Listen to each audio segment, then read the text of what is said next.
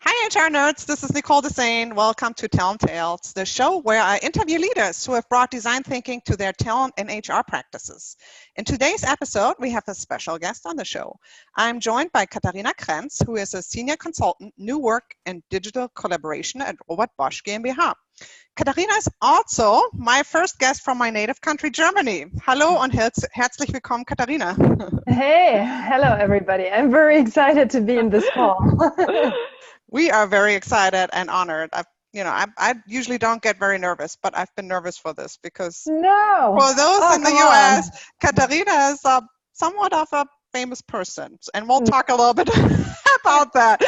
So, Katharina, who are you and what's your story? Who am I? Katharina. I guess you can read my story almost everywhere because I really share a lot on mainly, I guess, LinkedIn and Twitter, but also on Facebook, but a bit more privately. What's my story? I don't know. So I started my professional career in an office environment in a medium-sized enterprise before. So I really have a life before I joined Bosch in 2005. And Bosch, I don't know if you know, our company has a 140 years old culture. So we grew mainly in the automotive business. And I guess my story and what might be interesting to know is that I come from a company before Bosch, kind of a startup or living and daily business was more organized in a startup way. And then I joined a very traditional Swabian company with 410,000 associates in 60 countries. And of course, that was a real culture crash for me. And I learned a lot about standardized, optimized processes and the importance of hierarchy levels and formal roles and functions. And I guess almost 6 years after joining Bosch, I started to take care of using social media internally in the company. So I changed the department I worked for, the business unit I worked for, and I became part of a central project team introducing enterprise social networks and a collaboration platform. And this is where I'm now. So I'm a strong driver and believer of community building and working community-based, setting up networks. And what drives me is this passion for people instead of taking care of the hierarchy level, the role and the function. And this is me. I'm 40 years old. I live in Germany, in Stuttgart. I'm married. I have a stepdaughter, Tamara. She's 15 already. And that's me, or that's the professional side of me. Well, and so Katharina is being German and very modest. She also started a movement in Germany called Working Out Loud. And we're going to talk a little bit more about that. So she's been very modest. But I wanted to go back a little bit more because, or start with something else. So Katharina is one, usually I interview HR leaders. So Katharina is not in HR. So, which I find an interesting perspective because you seem to be working around a lot of topics, so community building, collaboration, which have been traditionally HR roles, maybe. So I wanted to get your perspective. Do you think there is a shift in these topics more driven by business leaders and or employees versus HR? What are your thoughts around that? Oh, I don't think so. So I'm not officially part of HR, but I'm an HR friend. So I sit in the HR department. To be very precise, I'm sitting next to a team which is taking care of the transformation of Bosch in HR. So this team is very, very close to me and what I'm doing, and they are responsible for lots of topics, but mainly also for transformation and collaboration, for the leadership and collaboration principles, for setting up all the enabling programs. So yes, my topic is an HR topic, but we drive it within Bosch, coming more from a business perspective. So I'm part also of a corporate department of IoT, digitization, and innovation. And we see that Working Out Loud is a strong enabler exactly for these topics. So yes, collaboration is very important within Bosch, and HR takes care of that.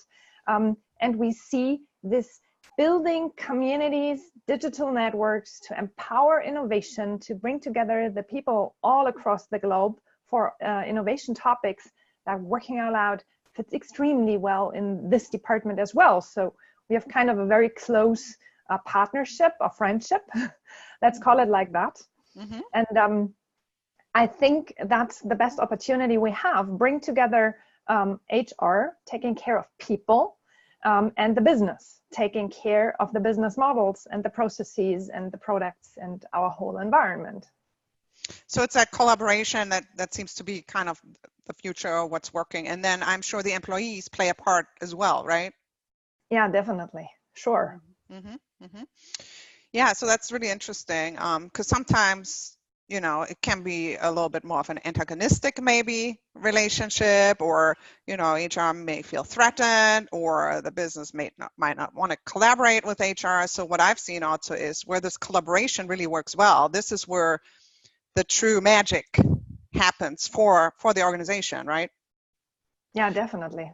So I ask everybody, what's your creative superpower? What's yours? So I looked it up to translate it into English, because the German word, and you know that, Nicole, my last and very favorite boss told me that my very personal superpower is being chancenintelligent. So it's about, I don't even know the English word. Yeah, there is no English word. No, it's like, it sounds like one of those German words. Yeah, it's a creation. It's a word creation. So it means that I have a talent to pick up opportunities and to bring them to life, and to set up very, very quickly communities who run those topics. So yes, I'm a good networker, and I'm good in bringing together the right people. But my real superpower behind is, finding these opportunities and testing them very, very quickly. Mm-hmm. So I'm very pragmatic. I need to try out everything on my own. I'm not that big head thinker or thought leader like that. I'm more the pragmatic business person. And when I ask my colleagues, so we have a network here in Germany. It's called the New Work Women, and I'm part of that network. And you can send postcards to inspiring colleagues. And I guess the postcard I received the most is this one here. It's kind of being a mentor for innovation. Oh, wow. I love that. Uh-huh.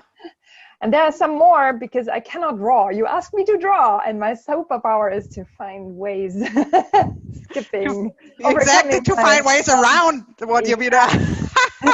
That's creative. Oh, wow. These are all the cards you got? That's amazing. Yeah, right. Mm-hmm. From colleagues. So I'm a very optimistic person. I'm, I guess, very brave to step in to new topics, and I'm a visionary of dreaming big, starting small, and really bringing things to life and into practice.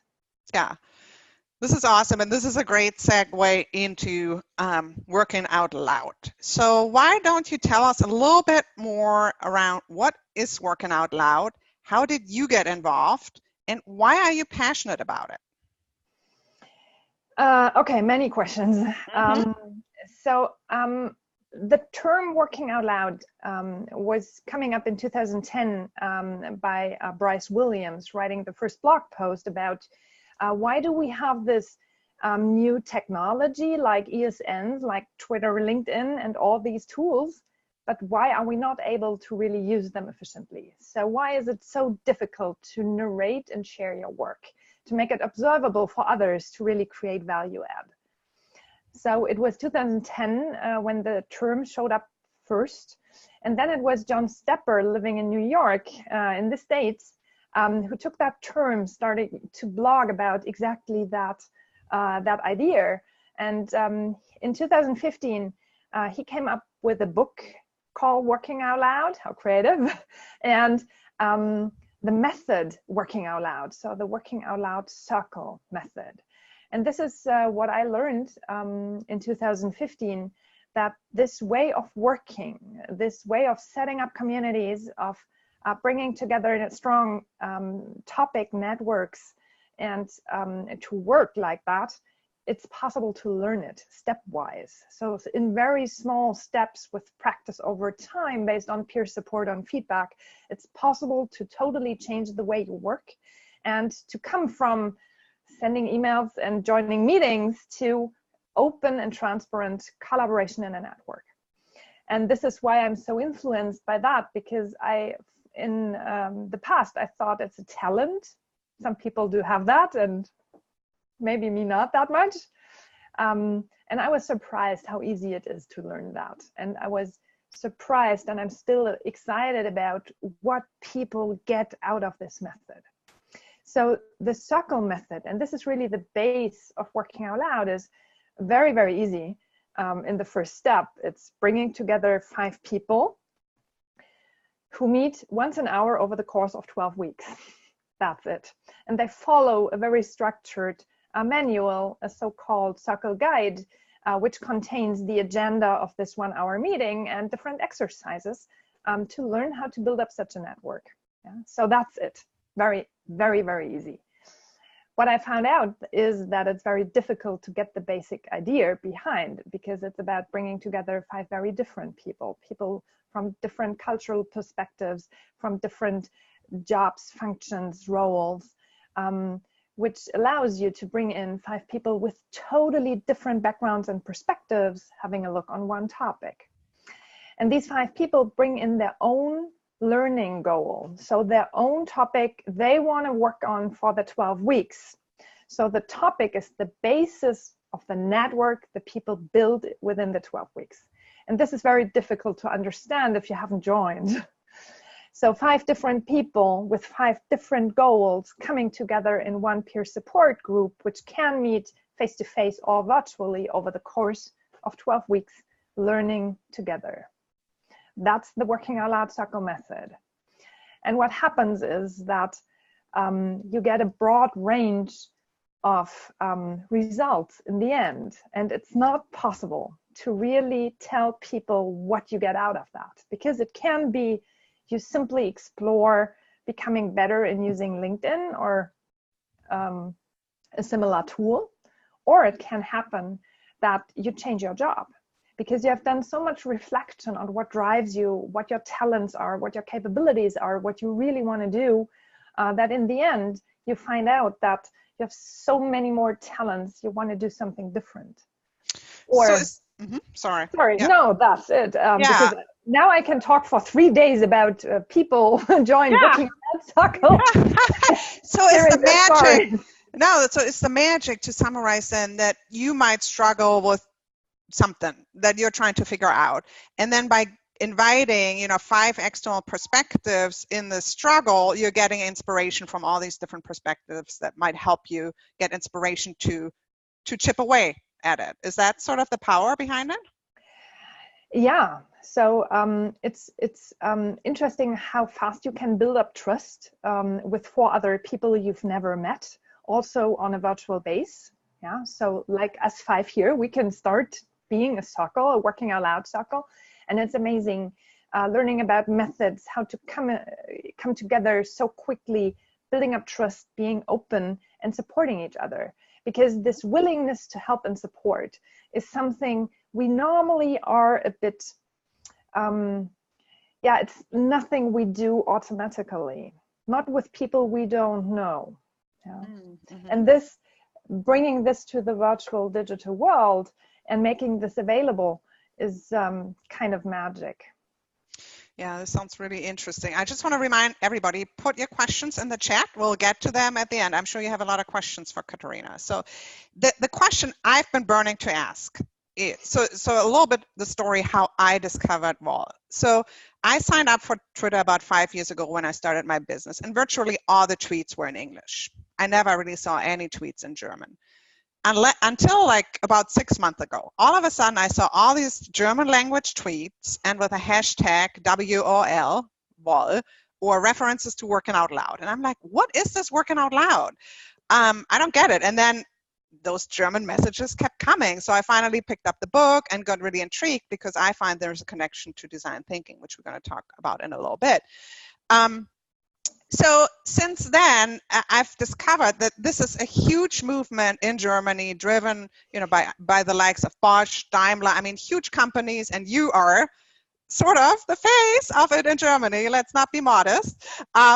You are. That's what from all the Twitter, I concluded. But it's so John Stepper, whom you mentioned, is American. The book he wrote is American.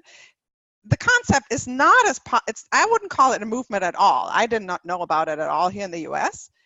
So my question, and I'm German and I can't figure it out, why are the Germans so into wall? Do you have an answer for me? Oh, I guess there are 100 answers if you ask 100 people.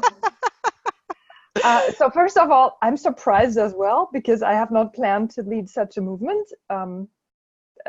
It happened. I guess there are different answers on that. I guess what most of the people will tell you is that this working out loud circle is so learning in a very small peer support group with people you don't know. This is kind of new. It's maybe similar to different other concepts which haven't spread that much in Germany. So this circle empowers you and it frees people up. And these very small steps practiced over time, they are so easy. It's so easy to do that. And the benefit is incredible high every week. So week by week, you gain friends and you make new connections and you learn so much from other people. And this idea, learning from others, is not new at all, but doing that via social media is something that has never been a program about that. And it brings you in touch with all your dreams and your wishes. And this is something people normally don't do in their business life. And we introduced Working Out Loud as part of daily business, as a training which is open to every associate around the globe, and to do that within business hours.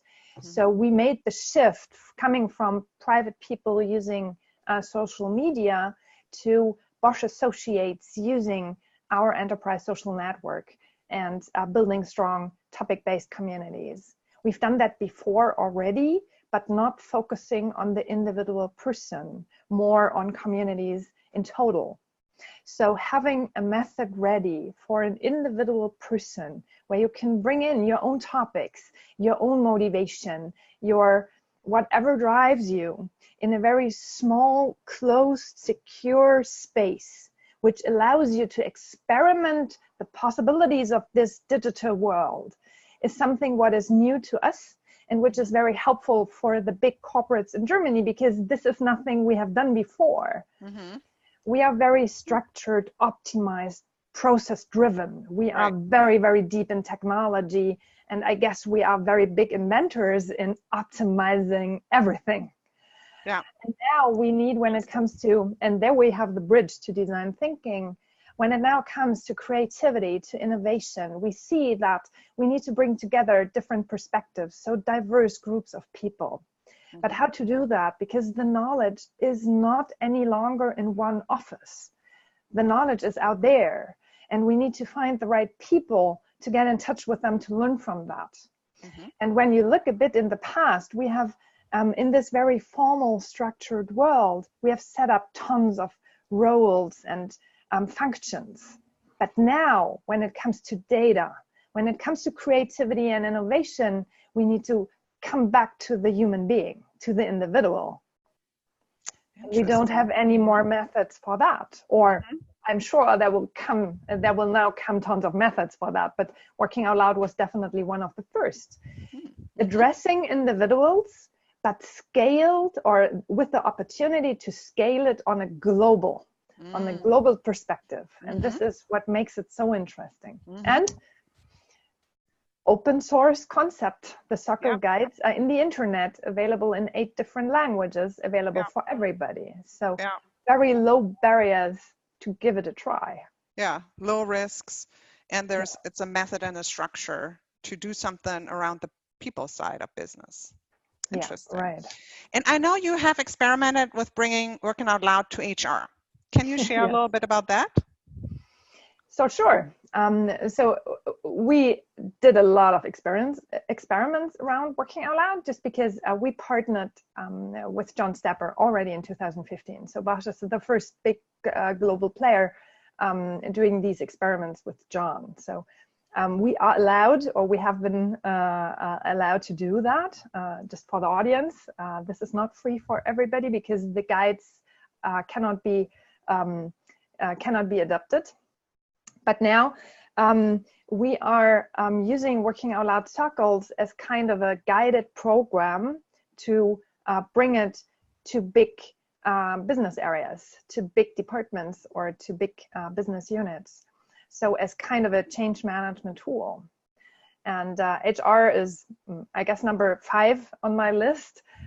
We've done that before, and we will go on doing that. But currently, there is a guided program running in HR with around 250 HR people from all over the world to increase the connectedness within HR, to bring together different roles within HR. So the business partners with the people from strategy, from communications, for example, and to learn more about the HR strategy.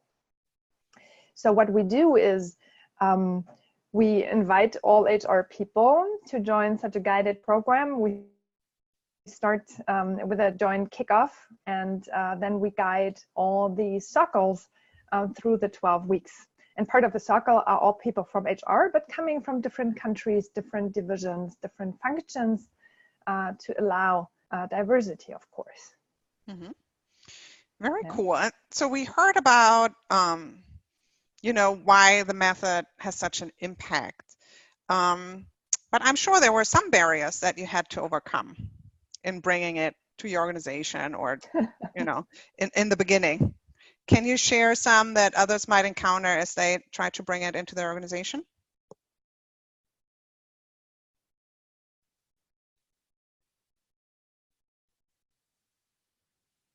To sway, be in German. It's about noisy collaboration, which of course doesn't make any sense in kind of our office situation. So it started already with a buzzword, with a term, and we needed to fill it with life.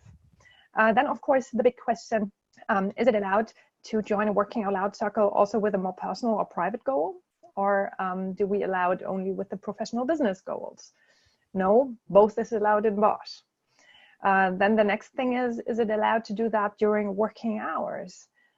With which tools? So these, of course, are barriers and hurdles I guess everybody will face introducing Working Out Loud. And then it's all about getting the idea behind, and to connect your company's strategy and the tasks you have as a company with Working Out Loud, because we don't do Working Out Loud because it's such an amazing method. We do Working Out Loud because it supports our daily business. It supports our leadership and collaboration principles. It supports innovation. It supports diversity. It supports community building. It supports virtual collaboration using our enterprise social network. This is why we do Working Out Loud, not because only of Working Out Loud. And this is I guess most important for everybody to understand, that it needs to fit your company strategy and your future goals. And then I guess you need kind of a person who's willing to drive it, to introduce it. And we run it, or in 2015, it was only me and a colleague. We set up a so-called co-creation team beginning of 2016. And it was a total bottom-up process. So it was a method proven by associates, driven by associates, and now sponsored by our HR people, by the training center, and supported by Christoph Kübel. He's our director of work relations, so our CHRO at Bosch, so part of the board of management. And so to me, so some of the things that you said, that to me is the very connection to design thinking, or where I see these connection points, that it's like in its core, it's human centered. and it can be Yes. driven by humans. It is about empathy, you know, with yourself, because you might have a problem you struggle with, but then also giving back and helping others figure out theirs. So, and that to me is sort of the connection why I think this is a great sort of companion piece to the work we do in design thinking. So I always, before we go to the questions from the audience, I always end with giving you a quote and letting you react to that. Are you ready? I'm ready.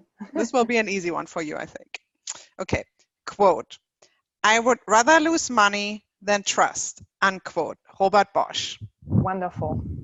He's the founder of our company, and I guess we all are very related to that sentence, because these are the core values which have been established 1890 and which are binding for us also in 2019. And this is something, me personally, what makes me really proud, because having values for such a long time, still guilty and still, actually, this is something what I find really empowering.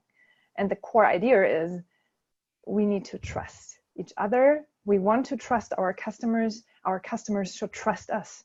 And this is the most important thing we can do, because the Bosch slogan is invented for life. So with all the complexity behind these three little words, it's all about making the life of human beings of our earth better, sustainably better every day. And doing this built on trust is very, very powerful. And we take that really seriously. And it seems this trust component is also part of the working out loud sort of philosophy, Definitely. you know, so Sure. that's what, yeah. Very cool. Okay, let's get to some questions. So Carolyn is asking, can you describe a bit more how Working Out Loud is managed internally at Bosch? How are the groups formed, and how do you identify who is part of your team, for example? Okay. So in Bosch, it works like that. If you want to join a Working Out Loud circle, you join our community. It's open to everybody, and you put your name on your list and you answer some few questions. So who are you? From which location? In which languages are you able to do a circle? Do you have a time preference, and do you want to do it face-to-face or virtually? So you answer these questions, you simply put that in a list, and our training department, very lovely people, bring together 5 different people just based on their preferences. This is how it works at Bosch. So Working Out Loud circles start, I guess, 3 times a week, because 3 times the training center takes care of this list. Yeah, they then receive an email. Hey, you 5, you can start. You form now a Working Out Loud circle. Here's the link to the documents, and here's a link to a restricted sub-community where the circle starts working. Yeah, because we run really everything around Working Out Loud on our digital collaboration platform, based, community-based in an open community. I formed a team in 2016. Every year, we kind of update ourselves, because this team is put together based on capabilities and talent and what they want to reach. So we have 11 people with me in the team. We know which tasks we need to do during the year, and based on capabilities, we find the right people joining the team. And they bring in 10% of their capacity to bring Working Out Loud to Bosch and to drive this movement.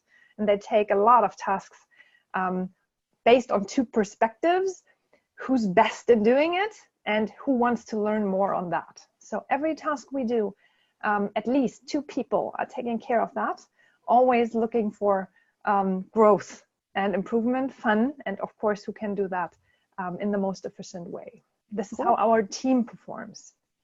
Great. We have time for one quick question. Ulrike is asking, after finishing one circle, what do you think about the existing journal, and does it help to bring Working Out Loud into the company? So I have done 9 Working Out Loud circles in total up to now in the last 4 years, but I have started with the Circle Guides version 1. And there was a version 2, 3, 4. Now we have a 5 and a 5.5. So with every updates of the guides, I start a new circle, and I do circles more than once. In Bosch, I see people joining circles 3 times on an average. The first one is in the mother language locally, then in English globally, and then outside the company. So 3 times on an average. I see people then becoming a mentor for our Working Out Loud for Leaders program, so a one-to-one reverse mentoring program, or they join the team, the extended team, as an ambassador, or they become a Working Out Loud Circle mentor. So they take on different roles to further support the movement in the program. No, I don't think so that the current guides, that you should do 5 circles with the same guide set. It's possible if you want to learn more about a different topic, if you build a different network, if you do it like the 3 examples I already mentioned. But then, and this is what I of course hope, hello John, if you see this, please come up with a version 2. So what's coming after joining 1, 2, 3 circles? There should be, of course, an extended circle guide set for exploring more. And as far as I know, he wants to bring in different topics, so very specific topics into Working Out Loud. So how to become better in time management, so to become more productive and efficient. Then circle guides to more concretely work on a goal, something like that. And he has a healthcare thing, which hopefully comes up in a version 2 soon. Yeah, just to summarize for everybody, so it sounds like John Stepper, who wrote the Working Out Loud, he comes up with these revisions to these circle guides, right? That's what you're talking about. Yeah, just scaling it back for the beginners. So there's a series of circle guides, and he revises them and he expands on them over time, it sounds like. Is that correct? Yeah, that's right. Yeah, very cool. Well, thank you so much. We're at the end of our time. I'd have tons of other questions, but maybe we take that offline. Thank you, Katharina, for sharing so graciously sharing your experience with Working Out Loud. Thanks everybody for joining, and I hope you join us for a future Talent Tales webinar. Bye, everybody. Thank you so much. Bye.